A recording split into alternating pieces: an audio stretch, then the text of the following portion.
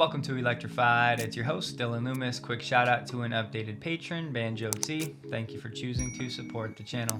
We said Ford having access to the supercharger network was going to bring some uncomfortable times, and now in the Tesla app, Ford owners can actually enter their specific vehicle and get some instructions on how to use the supercharger network. You see these two images. The top one is telling them what not to do. That should be obvious. But the image that tells them what they should do actually has their vehicle parked right on a line. This is why we need more V4 stations as fast as possible in North America. They have the longer cable, which would eliminate this entire problem. So if you see a Ford owner at a supercharger site parked like this, don't give them the bird. They're being instructed to do so. Tesla did say they're quickly deploying their latest V4 supercharging posts, which reaches all EVs in the same supercharger stall. Additionally, they encourage all vehicle manufacturers to standardize charge port locations to the rear driver side or the front passenger side. Yes, Ford owners can charge at superchargers without using the Tesla app. However, at least for now, if they want to pay that $13 a month to have the same supercharger pricing as Tesla owners,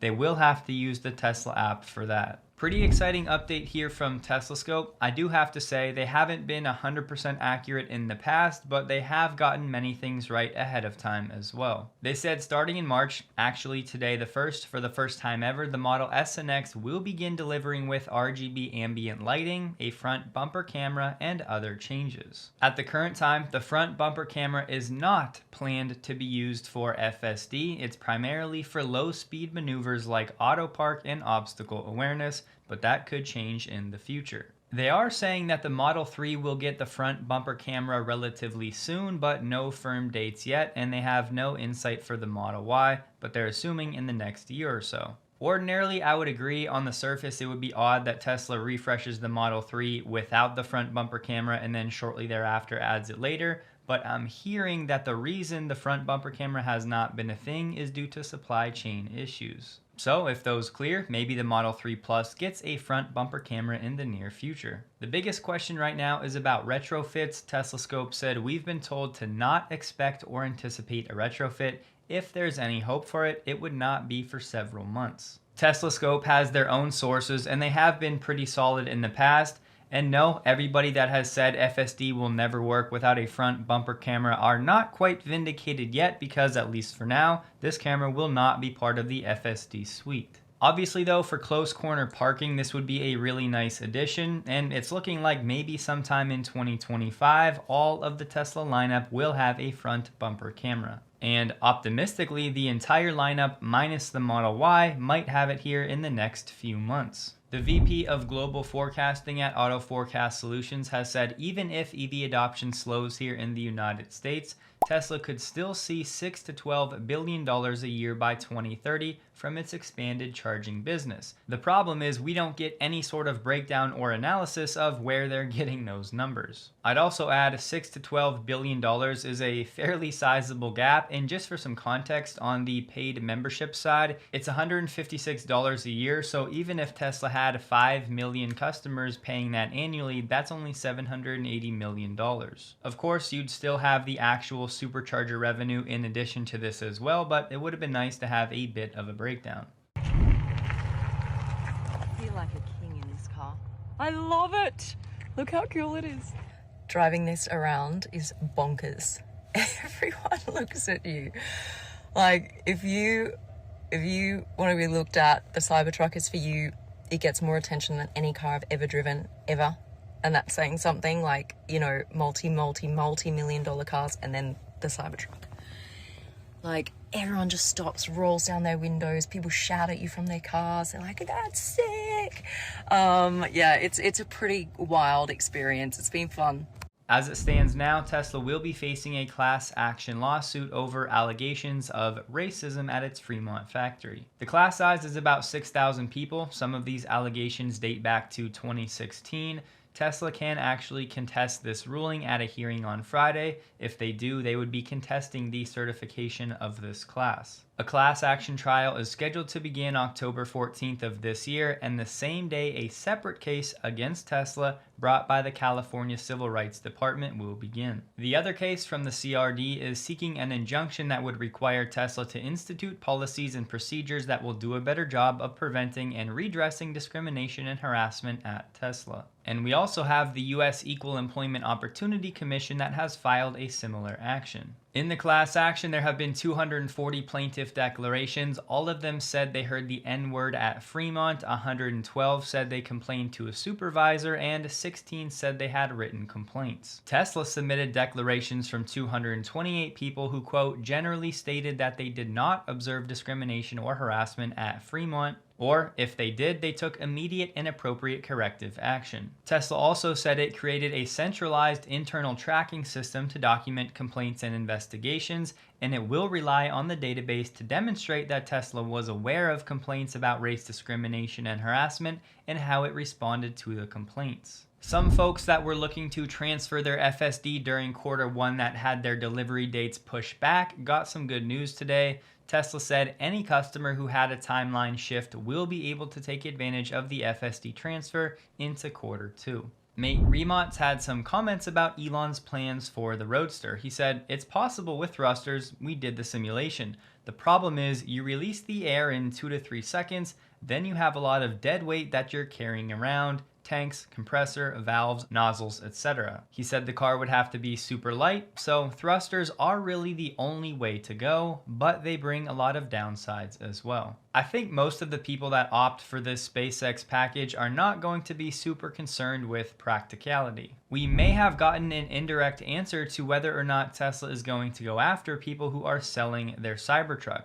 Sawyer reported that Ford paid $250,000 for a Cybertruck, and they're testing it near Detroit. Then, down in the comments, Elon did actually chime in on this, saying, "Worth it." This could certainly just be a one-off where Elon is okay with it because he's kind of friends with Farley, especially the more that Tesla and Ford actually collaborate together. I would not recommend proceeding as if that Cybertruck clause does not exist, but there's a chance Tesla does not really enforce it. What I'm seeing in terms of AI compute is I've never seen any technology advance faster than this. The artificial intelligence compute coming online appears to be increasing by a factor of 10 every 6 months. Like, obviously that cannot continue at such a high rate for forever, or it will exceed the mass of the universe, but I've never seen anything like it. And this is why you see NVIDIA's market cap being so gigantic, because they currently have the best neural net chips. I mean, the chip rush is bigger than any gold rush that has ever existed. So over a year ago, the shortage was chips, neural net chips. Then it was very easy to predict that the next shortage will be voltage step-down transformers. So you've got to feed the power to these things. So if you've got 100 to 300 kilovolts coming out of a utility, and it's got to step all the way down to 0.6 volts, that's a lot of stepping down. So now we're in step down, and this is my not that funny joke, which is that they need transformers to run transformers, because the AI is like, there's this thing called a transformer in AI.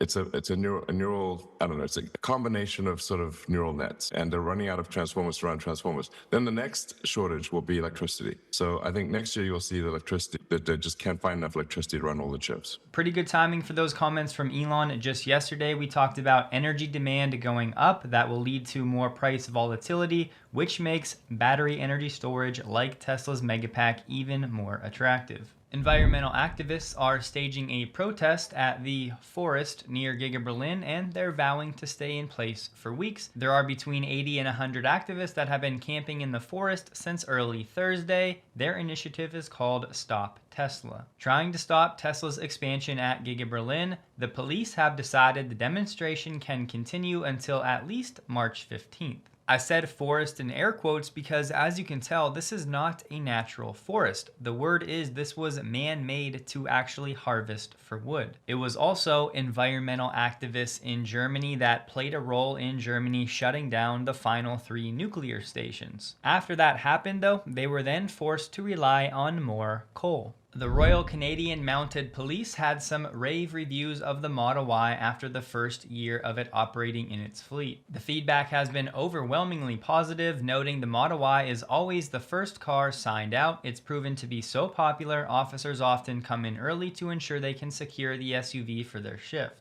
Despite many people thinking the Model Y was going to be a bad choice and that it was just going to randomly run out of battery, they said the battery life has not been an issue. In fact, during the first year, the lowest the battery has gone to is 56%. And who would have thought? They touted the convenience of being able to plug it in after a shift, not having to go to a gas station. The only drawback, some of the taller officers have said there's not as much interior space in the Y as there is some of the ICE SUVs. They're also planning to test the Mach-E, F-150 Lightning, and the Chevy Blazer EV. Tesla just rolled out some new incentives in China for customers taking delivery of an inventory Model 3 or Y before the end of March. Customers can receive incentives up to $4,800. The 8,000 yuan insurance discount is back, which is about $1.1 thousand, and customers can get a slightly higher discount if they choose a certain color. Tesla's also offering limited time preferential financing plans that could save people around $2,400. Tesla's always the one in the media that gets blamed for all of these price cuts, but BYD and other Chinese automakers are doing the same thing. BYD cut prices on some models over 10% last week, and then this week they just launched 4 new versions of vehicles at prices well below the prior versions. In the US though, Tesla did stay true to their word. They raised the price of the rear-wheel drive and a long-range Model Y by $1,000 each. Nick Patane shared this image. I'm just going to call it the Model 3 Performance until we know for sure what it actually is, but of note is the extended spoiler. For what it's worth, the original poster on Reddit said that this was in St. Louis. What we have here is a Chinese CEO of Deepal who made some comments about the Cybertruck, saying that it was an unfinished product. He faced a ton of media backlash and now he's doubling down. He's the CEO of Deepal, a company that sold 123.9 thousand full BEVs last year. Here's what he said though. The Cybertruck poses a significant potential threat to the environment like pedestrian safety. I feel like people are really reaching with this argument. At the end of the day, if it's a pedestrian versus pretty much any vehicle on the road, the pedestrian is going to lose. Then he moved to spreading FUD, saying the Cybertruck does not have crumple zones. That's just not true. The official Cybertruck account on X said it's not about the size of your crumple zone, it's about how you use it. When in a high-speed collision, Cybertruck's front underbody casting is designed to break into small pieces. This helps reduce occupant impact by absorbing and dispensing energy. So that FUD that the Cybertruck doesn't have a crumple zone is officially debunked. He went on to say things like the stainless steel is unrefined and that just because there's high interest right now in China, Japan, and other markets where the Cybertruck was touring, that does not necessarily translate into high sales. Finally, he said it's heavy with high energy consumption and he wouldn't dare drive it too far. The excitement is likely temporary and the vehicle is probably best suited for car collections. Then, fancy this, he took the opportunity to advertise Deepal's upcoming off-road SUV as a better executed alternative to the Cybertruck.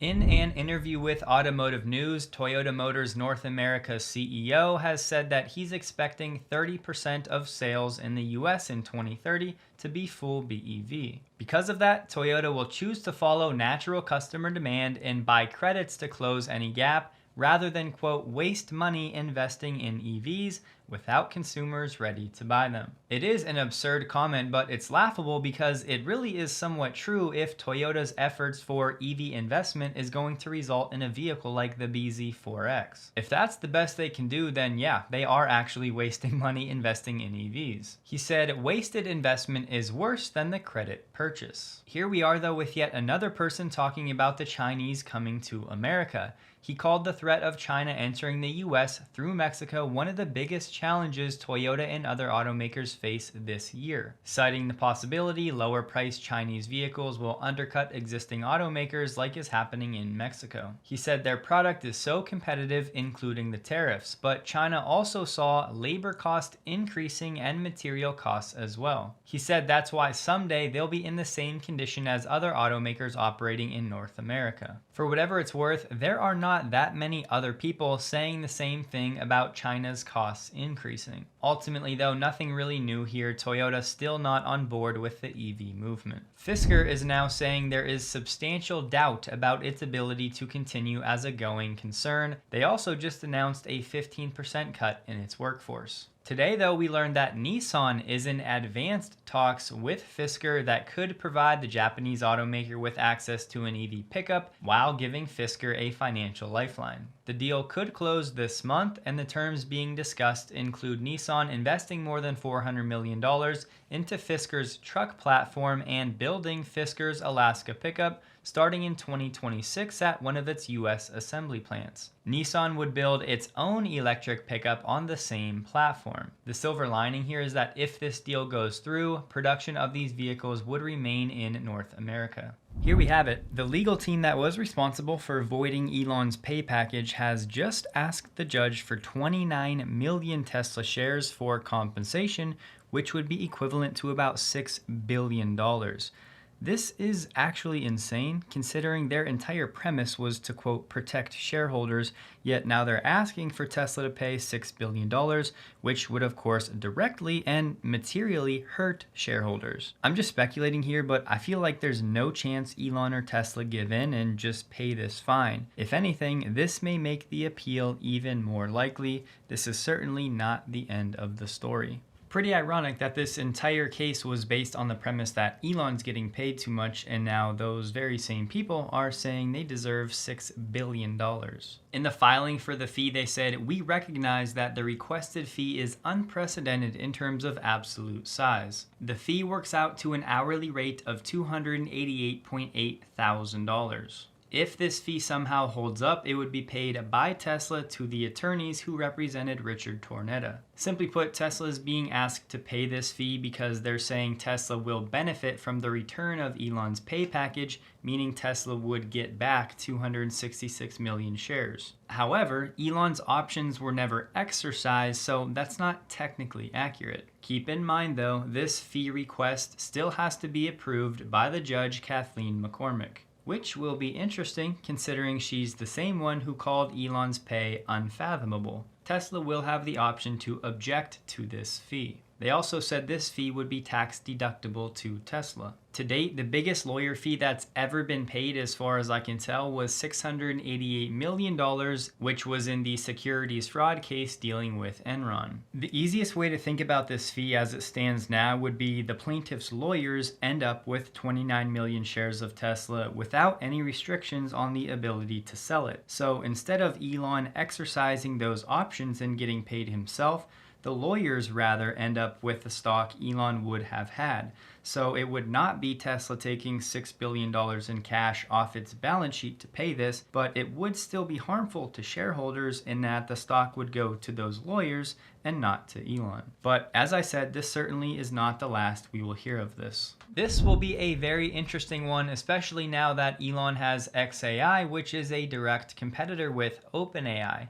Elon has decided to sue OpenAI and Sam Altman. The claim? OpenAI's pursuit of profit has led the company to abandon its founding mission to develop AI tech that will benefit humanity. Elon is alleging that OpenAI's partnership with Microsoft has transformed the organization into a closed-source de facto subsidiary of Microsoft that's focused on maximizing profits. According to the lawsuit, such actions would constitute a breach of the founding agreement between Elon and Sam Altman. The lawsuit seeks to force OpenAI to adhere to its founding agreement and return to its mission to develop AGI for the benefit of humanity. The lawsuit claims GPT-4 isn't just capable of reasoning, but is also actually better at reasoning than average humans. They said it scored in the 90th percentile of the bar exam. This move is undoubtedly going to separate people. One camp will be people saying Elon's just doing this to slow down a competitor. The other camp will say that Elon does genuinely care about the long-term impact on humanity of AI and keeping us all safe. Or, as with many things in life, maybe the answer is somewhere in the middle. There's one more thing today after this, but Tesla stock closed the day at $202.64. Up 0.38%, while the Nasdaq was up 1.14%. It was another low volume day for Tesla, trading about 24 million shares below the average 30-day volume. For the week, Tesla was up 3.75%, and year to date, it's down 18.97%. As a fan of cinematography and having been someone who has flown a drone in the past and understands how difficult it is, This might be the best video Tesla has ever created. So I'll send you off into the weekend enjoying this one if you haven't already seen it. Hope you guys have a wonderful and a safe weekend. Please like the video if you did. You can find me on X linked below. And a huge thank you to all of my Patreon supporters.